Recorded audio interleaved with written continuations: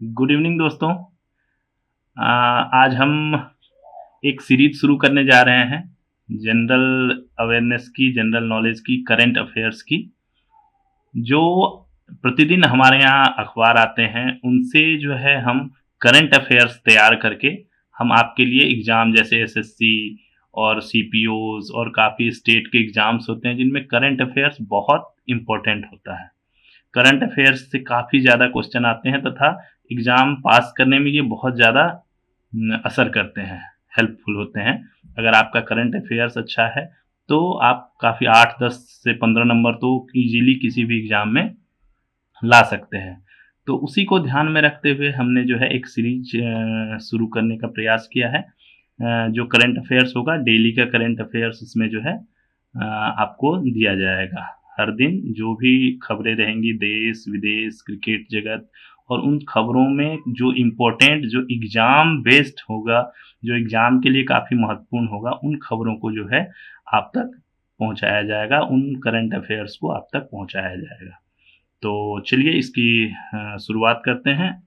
तो आइए आज हम इसको शुरू करते हैं, इस सीरीज को, करंट अफेयर सीरीज को। आज दिनांक 26 अक्टूबर है, 26 अक्टूबर 2025। और आज से हम इस करंट अफेयर के सीरीज को शुरू कर रहे हैं, करंट अफेयर्स सीरीज को शुरू कर रहे हैं। इसमें डेली आपको जो करंट अफेयर्स होंगी, देश विदेश की घटनाएं जो हमारे एग्जाम में काफ़ी हेल्पफुल होती हैं, उनको लेकर हम आएंगे और आपको सारा निचोड़, यानी अखबारों का और भी जो जनरल वो आते हैं उनका निचोड़ जो है, न्यूज़ आते हैं उनका निचोड़ हम आपको बताएंगे जो आपके एग्जाम के लिए काफ़ी हेल्पफुल होगा। तो चलिए शुरुआत करते हैं। पहले इससे अभी दोस्तों बिहार में आगे इलेक्शन होने वाला है, बिहार इलेक्शन। तो इलेक्शन से पहले निर्वाचन आयोग ने क्या किया, इलेक्शन से पहले निर्वाचन आयोग ने मतदाताओं की सूची को अपडेट करने के लिए, मतदाता सूची को अपडेट करने के लिए क्या चलाया था, एसआईआर चलाया था, यानी विशेष निरीक्षण प्रक्रिया चलाया था, विशेष निरीक्षण प्रक्रिया चलाया था। जिसके तहत क्या हुआ था कि सभी जो वोटर्स थे, कौन एलिजिबल हैं, कौन नॉन एलिजिबल हैं, कौन अभी वहां रह रहा है, नहीं रह रहा है, इन सब की गहन जांच की गई थी। इसको गहन निरीक्षण प्रक्रिया के तौर पे भी चलाया गया था। तो अभी निर्वाचन आयोग क्या कर रहा है कि बिहार में तो ये पूरा हो गया, बिहार में ये कार्यक्रम खत्म हो गया, बिहार में अब इलेक्शन होने वाले हैं। तो अब इसके अगले फेज में जो है निर्वाचन आयोग क्या कर रहा है, बंगाल, तमिलनाडु एवं असम में, और कहां पे, असम में, इन 3 जगहों पे जो है वह फिर से इस प्रक्रिया को शुरू करने जा रही है। यानी एसआईआर की प्रक्रिया को निर्वाचन आयोग इन 3 राज्यों में शुरू करने जा रही है, बंगाल, तमिलनाडु और असम में। अब बंगाल में क्या हुआ है, इसमें बंगाल में इसके लिए क्या एक ऐप बनाया गया है। बंगाल में इस प्रक्रिया के लिए क्या किया गया है, एक ऐप बनाया गया है, उस ऐप को का नाम दिया गया है दीदीर दूत। क्या नाम दिया गया है, दीदीर दूत। इसका क्या मतलब हुआ दोस्तों, इसका मतलब हुआ दीदी के दूत। ये इससे क्या होगा कि वोटर्स तक पहुंचने में, सरकार को वोटर्स तक पहुंचने में और वोटर्स को अपनी कार्रवाई करने में काफी आसानी होगी, बहुत ज्यादा मदद मिलेगा इस प्रक्रिया के लिए। तो ये दीदीर दूत नाम से एक ऐप चालू हुआ है जिसका अर्थ है दीदी के दूत, और इस नाम से जो है बिहार अपना बंगाल में ये प्रक्रिया की जाएगी। चलिए, तो अभी दूसरे पॉइंट पे चलते हैं। दूसरा अभी जो चर्चा का विषय है वो है असम के मुख्यमंत्री। असम के मुख्यमंत्री कौन है, असम के मुख्यमंत्री हैं हिमंता बिस्वा शर्मा। कौन है, हिमंता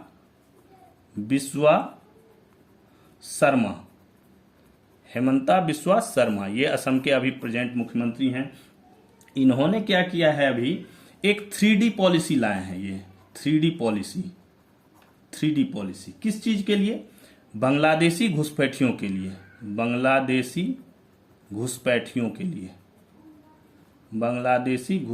के खिलाफ लाए हैं ये 3D पॉलिसी। अब ये 3D पॉलिसी क्या कहती है? 3D पॉलिसी पहले तो देखते हैं कि 3D का मतलब क्या है। 3D का मतलब है डिटेक्ट, मतलब खोजो, 3D मतलब डिटेक्ट, डिलीट उनको निकालो, डिलीट निकालो, एंड डिपोर्ट अगर कोई उधर का है उस तरफ का तो उसको डिपोर्ट करो, वापस भेज दो, वापस भेज दो। तो ये पॉलिसी लाई गई है अभी असम के मुख्यमंत्री ने, 3D पॉलिसी जो घुसपैठियों के खिलाफ लाई गई है। इसमें डिटेक्ट, डिलीट और डिपोर्ट, इन 3 बेस पे जो है वो काम किया जाएगा। चलिए अब तीसरे पॉइंट पे चलते हैं। अभी सबसे ऊंची एयरफील्ड, सबसे ऊंची एयरफील्ड बनकर तैयार हो गया है, सबसे ऊंची एयरफील्ड बनकर तैयार हो गया है। ये जो एयरफील्ड है इसको कहते हैं न्योमा एयरबेस। क्या कहते हैं? न्योमा एयरबेस। अब ये एयरबेस है कहाँ पे? तो न्योमा एयरबेस जो है ये चीन से 30 किलोमीटर दूर, चीन से 30 किलोमीटर दूर है, पूर्वी लद्दाख में। कहां पे? पूर्वी लद्दाख में, लेह लद्दाख का जो इलाका है, लेह से ये 200 किलोमीटर दूर है। लेह से 200 किलोमीटर दूर है, लेह से 200 किलोमीटर दूर है। और इसकी जो समुद्र तल से ऊंचाई है, समुद्र तल से ऊंचाई इसकी जो है वो 13,700 फीट है। 13,700 फीट यानी लगभग 14,000 के आसपास इसकी ऊंचाई है। तो ये जो एयरबेस तैयार हुआ है, ये इस पे जो है काफ़ी सारे जो एयरफोर्स के हैं, राफेल, सुखोई, C-17, ये सारे विमान यहाँ पे उतरेंगे। ठीक है, इसे बनाया किसने है? इसे बनाया है BRO ने। BRO का full form border road organisation,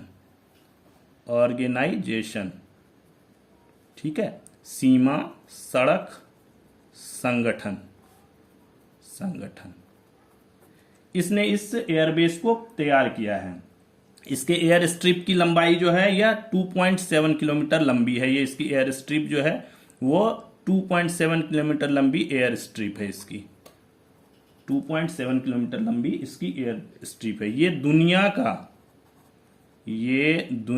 का 5वां सबसे ऊंचा एयरबेस है, 5वां सबसे ऊंचा एयरबेस है। ये दुनिया का 5वां सबसे ऊंचा एयरबेस है। ये एयरबेस बिल्कुल बन के तैयार हो गया है और अभी इस पे जो है एयरफोर्स के जो विमान है वो यहाँ पे उतरेंगे। जो बड़े बड़े विमान हैं, राफेल हो गए, सुखोई हो गए, C-17 हो गए, इस सब टाइप के सारे विमान जो हैं ये इस जगह पे उतरेंगे। अब चलिए आगे चलते हैं।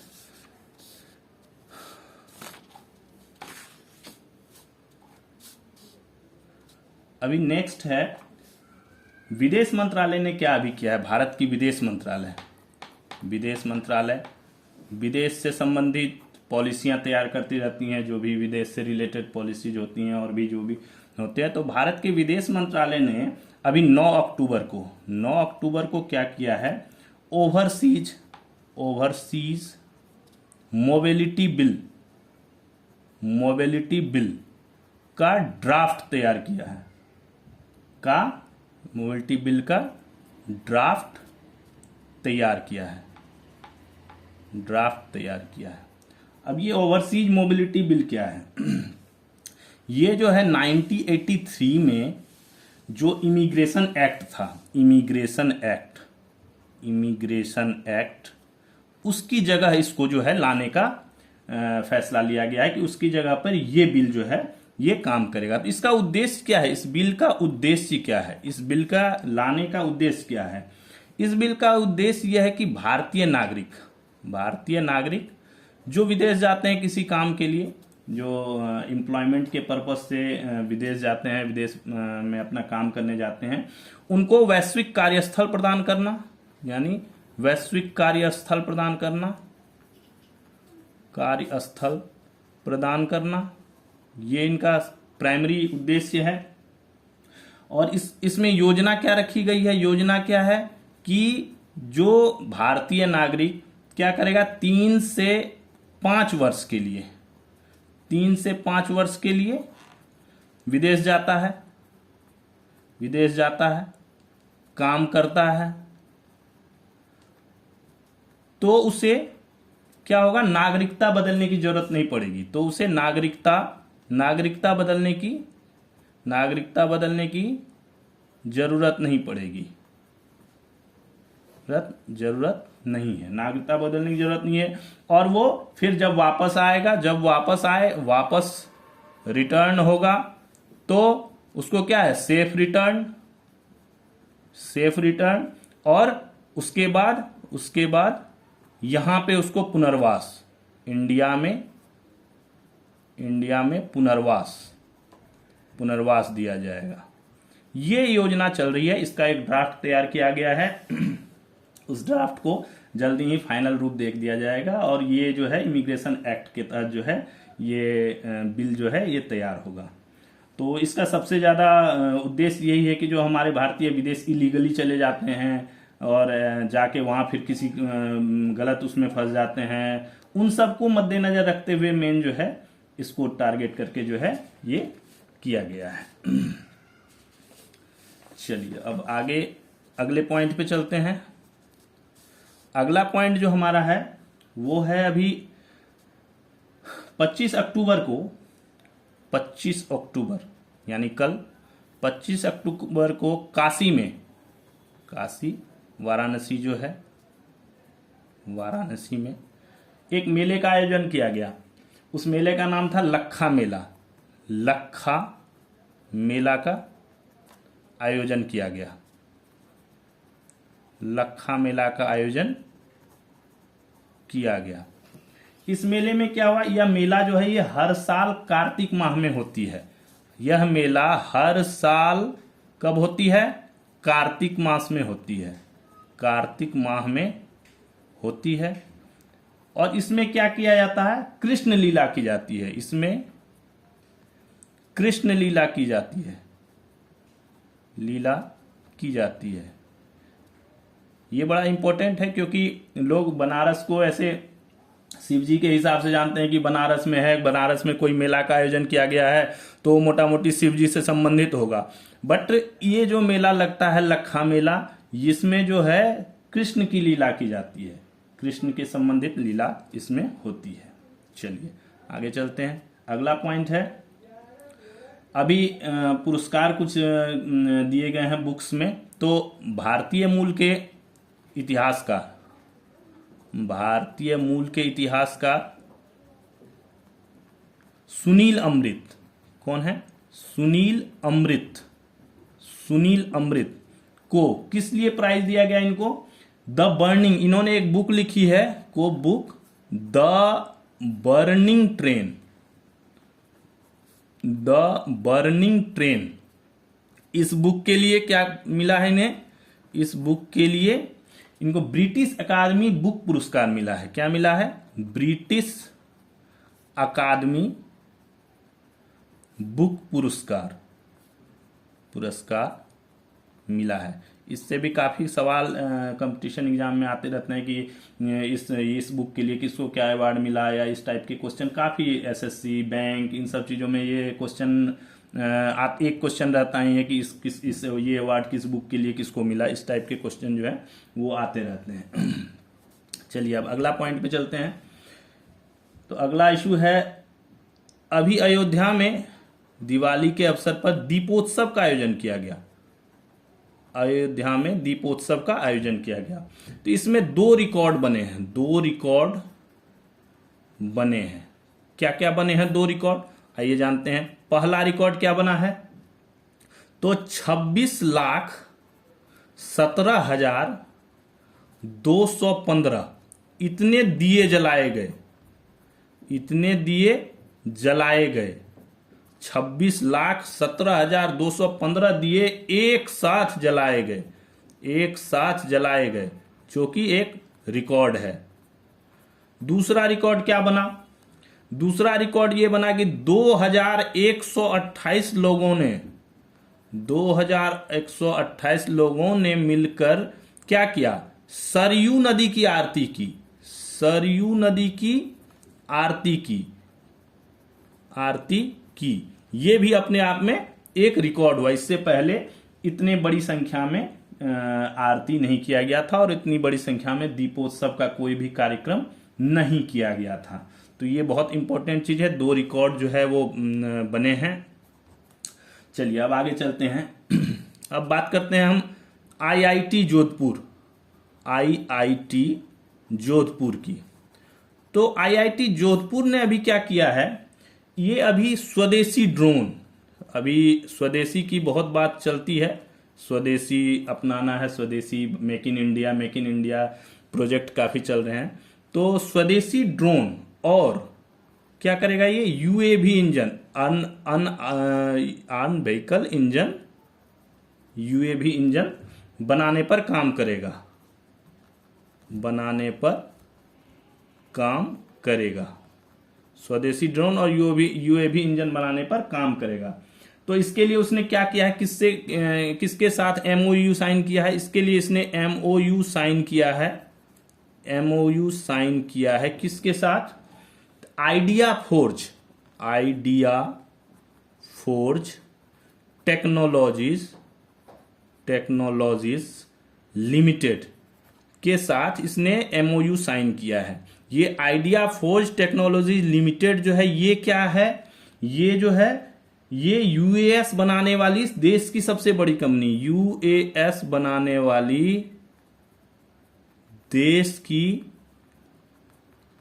सबसे बड़ी कंपनी है, सबसे बड़ी कंपनी है, यूएस बनाने वाली ये देश की सबसे बड़ी कंपनी है। इसके साथ उन्होंने एमओयू साइन किया कि हम स्वदेशी ड्रोन और यूएवी इंजन जो है वो बनाएंगे। तो चलिए अब अगला आगे चलते हैं हम। अगला पॉइंट है हमारा, अभी रिलायंस इंडस्ट्रीज ने क्या किया है, रिलायंस इंडस्ट्रीज काफी चर्चा में रहती है, रिलायंस इंडस्ट्रीज इसने क्या है, जो फेसबुक, मेटा की जो फेसबुक है उसके साथ एक मिलकर ना नया एआई ज्वाइंट वेंचर बनाने की घोषणा की है, के साथ मिलकर एआई काफी प्रचलन में है, अभी ज्वाइंट वेंचर बनाने की घोषणा की है, एआई ज्वाइंट वेंचर बनाने की घोषणा की है। तो इस घोषणा से क्या होगा, इससे लाभ क्या होगा, तो एआई से रिलेटेड जो वर्क होंगे उसमें दोनों कंपनियां मिलके एआई से संबंधित जो डेवलपमेंट होगी उस डेवलपमेंट को दोनों मिलके करेंगे और उस डेवलपमेंट से काफी ज्यादा टेक्नोलॉजी जो है वो डेवलप होगी। और दोनों के मिला के कंपनी का नाम क्या होगा, कंपनी का नाम होगा रिलायंस इंटरप्राइजेस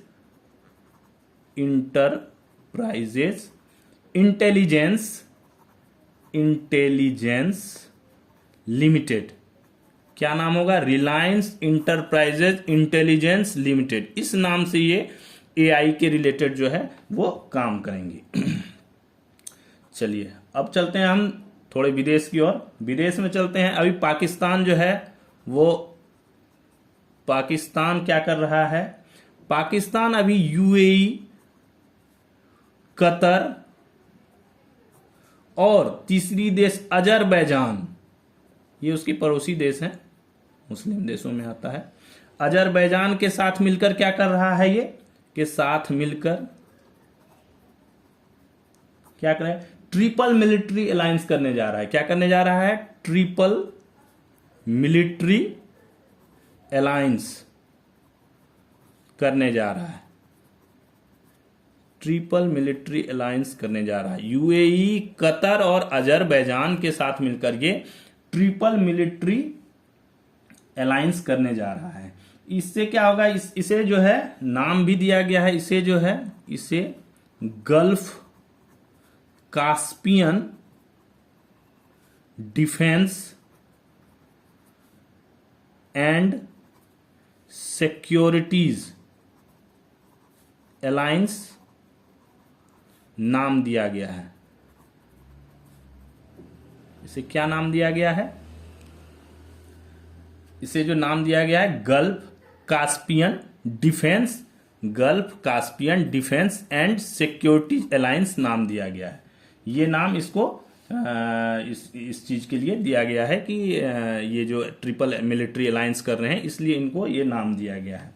अब यहां पे एक बड़ी इंटरेस्टिंग सी बात मैं बताता हूं कि दुनिया में 50 मुस्लिम देश हैं, केवल पाकिस्तान के पास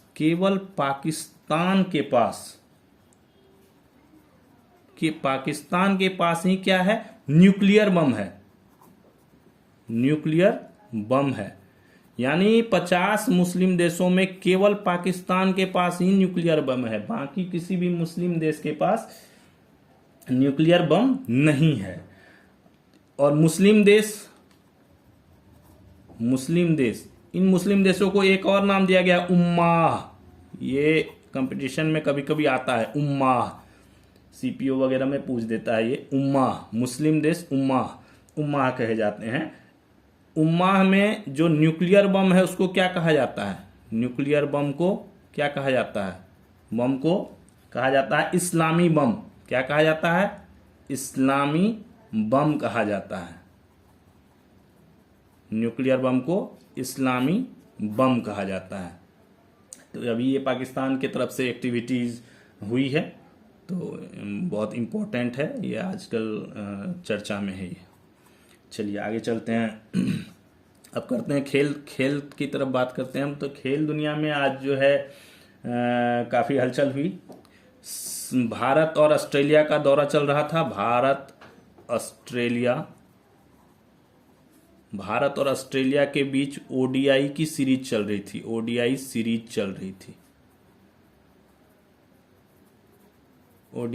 चल रही थी जिसमें भारत 2-1 से हार गया।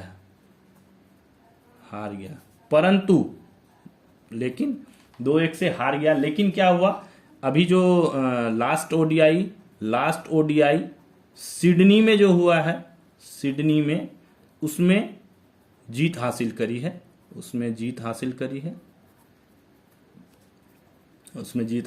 है। सिडनी में 9 साल बाद जीता है भारत। 9 साल बाद भारत जीता है। सिडनी में 9 साल बाद भारत जीता है। रोहित शर्मा बहुत चर्चा में है आजकल। रोहित शर्मा ने ऑस्ट्रेलिया के खिलाफ 9 शतक लगा दिए हैं। 9 शतक लगा दिए हैं रोहित शर्मा ने ऑस्ट्रेलिया के खिलाफ जो है वो अभी तक टोटल 9 शतक लगा दिए हैं। और रोहित शर्मा के नाम एक और रिकॉर्ड हो गया है, 100 कैच ओडीआई में, वनडे, याद ध्यान रखिएगा, यहाँ ओडीआई की बात हो रही है, टेस्ट की बात नहीं हो रही है। ओडीआई फॉर्मेट, जो क्रिकेट के 3 फॉर्मेट हैं, टेस्ट मैच, ओडीआई और टी20। तो यहाँ ओडीआई की सीरीज चल रही थी, तो ओडीआई में 100 कैच पकड़ने वाला जो है वो छठा भारतीय हो गया है। वो छठा भारतीय हो गया है, छठा भारतीय क्रिकेटर वो हो गया है जो 100 कैच ले लिया है। अब चलिए, इसने रोहित शर्मा की ही बात हम कर रहे हैं अभी। रोहित शर्मा, तो रोहित शर्मा की बात, और इनके नाम कुछ और रिकॉर्ड आ गए हैं। इन्होंने इंटरनेशनल क्रिकेट में 50 शतक लगा दिए हैं। 50 शतक लगा दिए हैं इंटरनेशनल क्रिकेट में, इन्होंने 50 शतक लगा दिए। इनसे ऊपर, यानी ये तीसरे नंबर पे पहुंच गए हैं। तीसरे नंबर पर पहुंच गए हैं। अभी इनसे ऊपर कौन है, आपको जानकारी होगी। इनसे ऊपर दूसरे नंबर पर कौन है? दूसरे नंबर पर विराट कोहली। इनके नाम टोटल शतक कितने हो गए हैं? 82। कितने हो गए हैं? 82। और फर्स्ट पे कौन है? फर्स्ट नंबर पर सचिन तेंदुलकर। इनके नाम कितने शतक हैं? टोटल 100 शतक है। अभी तक इन्होंने जो ये अपना पूरे फॉर्मेटों में जो ओडीआई और टेस्ट है इन मिला के इन्होंने 100 शतक लगाए हैं। और जो रोहित शर्मा है उन्होंने इंटरनेशनल क्रिकेट में 50 शतक लगा दिए हैं अभी तक। ये काफ़ी इम्पोर्टेंट था। अभी चलते हैं आगे। ये क्रिकेट से काफ़ी क्वेश्चन जो है वो एग्ज़ाम में आते रहते हैं कि कौन कितने नंबर पे चला गया, किसने कितने शतक लगा दिए, कौन इस बार ओडीआई में इतने शतक लगा के उससे आगे चला गया। तो इस टाइप के क्वेश्चन काफ़ी एसएससी के एग्ज़ाम में काफ़ी आते रहते हैं। चलिए, क्रिकेट से जुड़ी एक और बहुत इम्पोर्टेंट है, जो वाइट बॉल फॉर्मेट होता है। वाइट बॉल फॉर्मेट किसको कहते हैं? वाइट बॉल फॉर्मेट किनको किनको पता है? ये वाइट बॉल फॉर्मेट किसको कहते हैं? ओडीआई वनडे इंटरनेशनल जो फॉर्मेट होता है, ओडीआई फॉर्मेट, एंड टी20 फॉर्मेट। इन दोनों फॉर्मेट में क्या होता है? व्हाइट बॉल का इस्तेमाल होता है। क्या होता है? व्हाइट बॉल का इस्तेमाल होता है, इसलिए इनको व्हाइट बॉल फॉर्मेट भी कहते हैं। क्या कहते हैं? White ball format, ODI format और टी20 फॉर्मेट। तो इन दोनों फॉर्मेट को मिलाकर विराट कोहली ने सचिन तेंदुलकर को कुल रन की संख्या में पीछे छोड़ दिया है। विराट कोहली ने सचिन तेंदुलकर को कुल रन की संख्या में पीछे छोड़ दिया है। अभी विराट कोहली के कितने रन हो गए? विराट कोहली के हो गए 18,443 रन। और सचिन के रन कितने थे? सचिन तेंदुलकर, इनके रन थे 18,436। तो इससे ज़्यादा इन्होंने बना लिया है। ये व्हाइट बॉल फॉर्मेट में, ये ध्यान रखने वाली चीज़ है यहाँ पे कि white ball format, ODI format और टी20 फॉर्मेट को ही व्हाइट बॉल फॉर्मेट कहते हैं, क्योंकि इनमें व्हाइट गेंद यूज होता है। एक रोहित शर्मा से रिलेटेड जो रिकॉर्ड बना है वो है, रोहित शर्मा तीनों फॉर्मेट जो इंडियन क्रिकेट के तीनों फॉर्मेट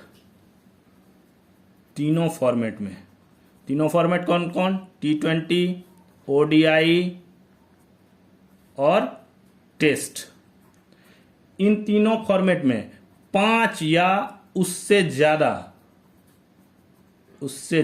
शतक लगाने वाले दुनिया के इकलौते बल्लेबाज हो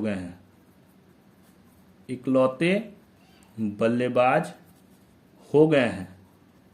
यानी टी20 में भी 5, ओडीआई में भी 5 और टेस्ट क्रिकेट में भी 5 या उससे ज्यादा शतक इन्होंने लगा दिए हैं। और ये रिकॉर्ड सिर्फ और सिर्फ रोहित शर्मा के नाम पे है।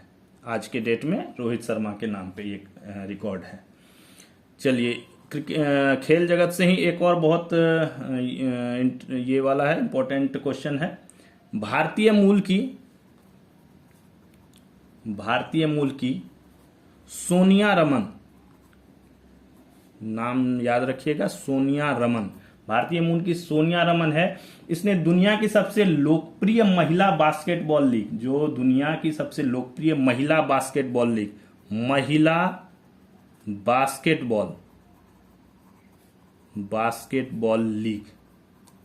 टीम जो है वो कौन सी है? एनबीए है, जो दुनिया की सबसे लोकप्रिय महिला बास्केटबॉल लीग है। इसकी ये हेड कोच बन गई है। ये भारतीय मूल की पहली महिला है। भारतीय मूल की ये पहली महिला है जो इसकी हेड कोच बनी है। वो किस टीम की हेड कोच बनी है? सिएटल स्टॉर्म टीम की कोच बनी है। क्वेश्चन आ सकता है कि ये किस टीम की हेड कोच बनी है। भारतीय मूल की सोनिया रमन को किस टीम का कोच बनाया गया है, या किस खेल में उसको हेड कोच नियुक्त किया गया है। तो इससे रिलेटेड क्वेश्चन आएंगे। तो ये बास्केटबॉल की है और इसको सिएटल स्टॉर्म एक टीम है बास्केटबॉल की, उसका इसे हेड कोच नियुक्त किया गया है। चलिए अगला क्वेश्चन चलते हैं। हॉकी इंडिया लीग का नेक्स्ट आयोजन होना है अभी। हॉकी इंडिया लीग का नेक्स्ट आयोजन होना है। नेक्स्ट आयोजन कब होगा? ये 3 जनवरी से, 3 जनवरी से होगा। 3 जनवरी से होगा। कहाँ पे होगा? चेन्नई में। चेन्नई में, ये याद रखिए, हॉकी इंडिया लीग का नेक्स्ट आयोजन जो है वो चेन्नई में होगा। अभी भारत को इंटरनेशनल अंतर्राष्ट्रीय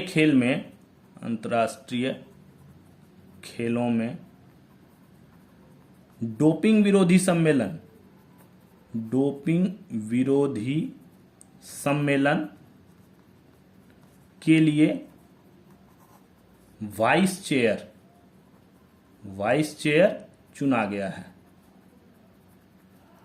जो अंतर्राष्ट्रीय खेलों में डोपिंग से रिलेटेड निर्णय लिए जाते हैं, डोपिंग से संबंधित जितनी भी कार्रवाई की जाती है, उन सभी का जो सम्मेलन होता है उसमें इंडिया को जो है वो वाइस चेयर के रूप में नियुक्त किया गया है, जो डोपिंग विरोधी सम्मेलन के लिए। चलिए अभी एक जो ये है टेस्ट एटलस की 50 बेस्ट ब्रेड की लिस्ट जारी की गई है। ब्रेड की लिस्ट में भारत के 6 ब्रेड सम्मिलित हैं, खाने वाली ब्रेड, और पहला 2 भारत ही है, पहला 2 भारतीय ही है, भारतीय ब्रेड ही है। कौन कौन है? पहले नंबर पे कौन सा है? बटर गार्लिक नान। कौन सा है? बटर गार्लिक नान। और दूसरा कौन सा है? अमृतसरी कुलचा। अमृतसरी कुलचा। ये एक सूची जारी होती है हर साल टेस्ट एटलस की कि बेस्ट ब्रेड कौन से हैं खाने लायक, तो उनकी सूची जारी होती है पूरे विश्व की। तो उसमें जो है भारत के प्रथम 2 नाम जो है वो भारत के ही हैं। अब हम अंतिम पड़ाव की तरफ जा रहे हैं। तो अभी 1-2 मैं ऐसे ही क्वेश्चन आपको, जो बहुत जनरल से क्वेश्चन है वो मैं बताता हूँ, ये सबको पता ही होगा। आयुर्वेद के जनक कौन है? आयुर्वेद के जनक किनको माना जाता है? जो स्टूडेंट तैयारी कर रहे होंगे उनको सभी को पता होगा। तो आयुर्वेद के जनक माना जाता है चरक को। आयुर्वेद के जनक कौन है? चरक। और सबसे छोटा जीवित व्यक्ति कौन है? सबसे छोटा जीवित व्यक्ति, विश्व में सबसे छोटा जीवित व्यक्ति कौन है? अफसिन घादेर जाहिद। ये हैं दुनिया के सबसे छोटे व्यक्ति, अफसिन घादेर जाहिद, ये दुनिया के सबसे छोटे व्यक्ति हैं। तो ये आज के सारे टॉपिक्स थे जो इम्पोर्टेंट थे एग्ज़ाम के दृष्टिकोण से। सीपीओ हो, एसएससी हो, स्टेट्स के कई सारे पुलिस डिपार्टमेंट्स में करंट अफेयर्स के काफ़ी क्वेश्चन आते हैं। तो ये आज की जो घटनाक्रम थी उसमें से मैंने कोशिश किया कि सारे जो टॉपिक हैं उनको कवर करने का, जो इम्पोर्टेंट है एग्ज़ाम के रिलेटेड। और इसी के तरह जो है हम प्रतिदिन आपके पास जो है इसकी लेके आएंगे, जिससे सभी विद्यार्थियों को बहुत आसानी हो जाए। कई विद्यार्थी हैं जो न्यूज़ नहीं देख पाते या अखबार नहीं पढ़ पाते, तो उनके लिए जो है हम ये पूरा रिसर्च करके और डेवलप वो करके एग्ज़ाम के हिसाब से प्रिपेयर करके जो है आपके लिए ये हम लेके आएंगे। तो आप लोग इसी तरह देखते रहिए इस चैनल को, और चैनल को लाइक सब्सक्राइब कीजिए, जिससे हमें भी मोटिवेशन मिलता रहे और हम और अच्छे से आपके लिए कंटेंट तैयार कर पाएँ। थैंक यू, धन्यवाद, जय हिंद।